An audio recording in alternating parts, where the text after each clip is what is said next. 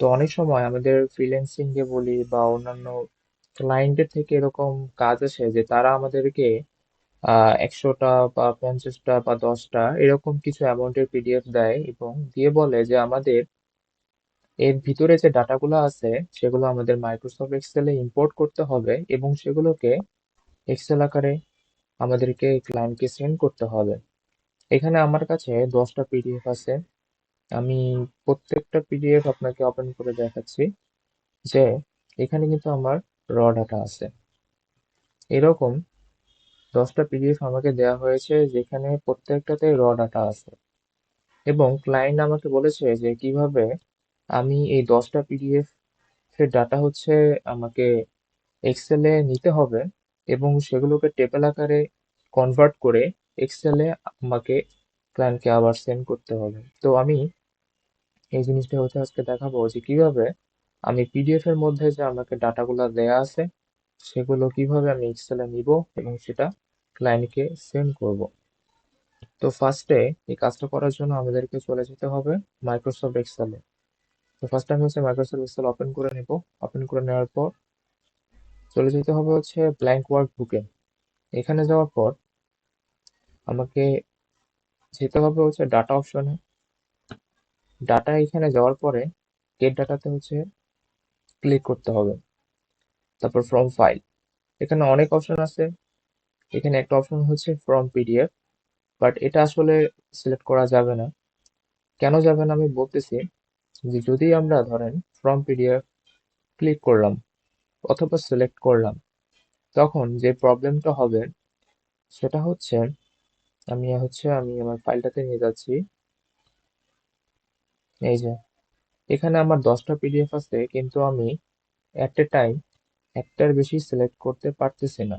আমি কন্ট্রোল চেপে আছি, কন্ট্রোল চেপে ধরার পরেও কিন্তু আমি একটার বেশি ফাইল আমার সিলেক্ট হচ্ছে না।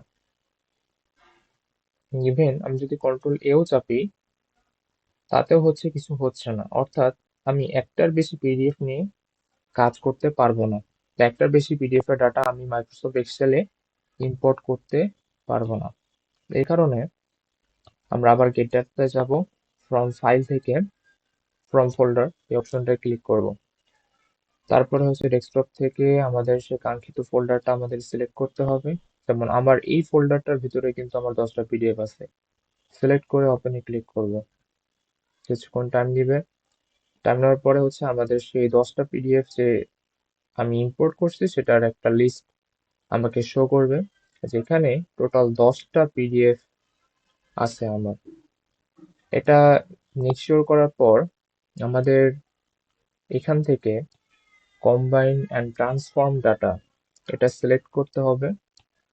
এটা সিলেক্ট করার পর একটু সময় নিবে।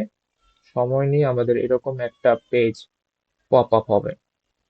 তো এখানে আমি যদি এটা ক্লিক করি তখন কিন্তু আমার একদম যে ফার্স্ট যে পিডিএফটা ছিল এবং সেটার হলো আমার একটা ডাটা যেটা সেটা শো করতেছে। এরকম অনেক এখানে 10টা ফাইলই আছে। এখানে 10টা ফাইলই আছে। কিন্তু এখানে সমস্যাটা হচ্ছে আমার প্রথম পিডিএফ এ এই হেডারের নামগুলা দেয়া আছে, বাট আমার বাকি যে পিডিএফ গুলা আছে সেগুলোতে আমার এই হেডার গুলা দেয়া নাই। হেডারের নামগুলো দেয়া নাই। শুধুমাত্র এই বুক ওয়ান পেজ ওয়ান ছাড়া কোথাও হচ্ছে আমার এই হেডারের নামগুলো দেয়া নাই। আমাকে যে কাজটা করতে হবে, আমাকে ঠিক এরকম একটা ফাইলই সিলেক্ট করতে হবে যেখানে আমার এই হেডারের নামগুলা দেয়া নাই। আবারও বলতেছি, যেখানে আমাদের হেডারের নামগুলো দেয়া আছে, অর্থাৎ প্রথম যে ফাইলটা আছে সেটা বাদ দিয়ে আমার অন্যান্য যে ফাইল আছে যেখানে আমার হেডারের নাম দেয়া নাই সেটা সিলেক্ট করতে হবে। এই ক্ষেত্রে আমি 2 নম্বর যে পিডিএফটা আছে সেটা সিলেক্ট করব এবং দেখাই দিব যে এখানে কিন্তু আমার হচ্ছে হেডারের নামগুলো দেয়া নাই। এরপরে ওকেতে সিম্পলি ক্লিক করব। কিছুক্ষণ সময় নেবে। সময় নেওয়ার পর আমাদের সামনে আরেকটা নতুন পেজ চলে আসবে। এই পেজটা হচ্ছে আমরা নর্মালি যে মাইক্রোসফট এক্সেলে কাজ করি সেটা থেকে সম্পূর্ণ আলাদা। এটা মাইক্রোসফট এক্সেল না। ইভেন যে অপশন গুলো আছে সেগুলো মাইক্রোসফট এক্সেল থেকে পুরোপুরি আলাদা। এটার নাম হচ্ছে পাওয়ার কুয়েরি এডিটর। তো এখানে আমাদের যে জিনিসটা প্রথমে ঠিক করতে হবে সেটা হচ্ছে উপরে যে কলাম কলাম 2, কলাম 3, কলাম 4 আছে সেগুলোকে আমাদের এই ডেট, রিজিয়ন, সেলস, কাস্টমার এবং প্রোডাক্ট দ্বারা চেঞ্জ করতে হবে, অর্থাৎ আমাদের এই কলামগুলোর নাম দিতে হবে। এটা আমরা কিভাবে করব? এটা করার জন্য সিম্পল হচ্ছে আমাদের এই অপশনটা সিলেক্ট করতে হবে, use first row as header. এটা সিলেক্ট করার পরে অটোমেটিক্যালি হচ্ছে আমাদের যে কলামগুলো আননেমড ছিল সেগুলো এগুলো দ্বারা হচ্ছে নেমড হয়ে যাবে, ডেট, রিজিয়ন, সেলস, কাস্টমার এবং প্রোডাক্ট দ্বারা। এই কাজটা করা শেষ হলে আমাদের এখানে চলে যেতে হবে, এখান থেকে হচ্ছে ক্লোজ অ্যান্ড লোড টু, এখানে ক্লিক করতে হবে। ক্লিক করার পরে আমাদেরকে এক্সেল জানতে চাবে আমাদের কাছ থেকে যে আমরা যে ডাটাগুলো এক্সেলে ইম্পোর্ট করব সেগুলো কিভাবে ইম্পোর্ট করতে চাই, টেবিল আকারে অথবা পাইভট টেবিল রিপোর্ট আকারে বা পাইভট চার্ট আকারে কিভাবে আমরা করতে চাই। মোস্ট অফ দ্য কেসেস আমাদের যে কাজগুলো আসে, ক্লায়েন্ট আমাদেরকে যে কাজগুলা দিয়ে থাকে সেগুলো মূলত তারা আমাদের কাছে টেবিল আকারেই চায়। এক্সেলে টেবিল ফরম্যাটে কাজগুলো চেয়ে থাকে, এই কারণে হচ্ছে আমি টেবিল সিলেক্ট করব, সিলেক্ট করে হচ্ছে ওকেতে ক্লিক করব। করার পরে কিছুক্ষণ সময় নেবে, তারপর হচ্ছে আমাদেরকে টেবিল আকারে আমাদের পিডিএফ এর মধ্যে যতগুলো ডাটা ছিল সবগুলো হচ্ছে এক্সেলে ইম্পোর্ট করে ফেলবে। এখানে টোটাল 400টা রো আছে, 400টা রো এর যে ডাটা ছিল সবগুলো আছে, অর্থাৎ আমার যে 10টা পিডিএফ, প্রত্যেকটা পিডিএফ এর মধ্যে যতগুলো ডাটা আছে সবগুলোই কিন্তু এখানে ইম্পোর্ট হয়ে গেছে।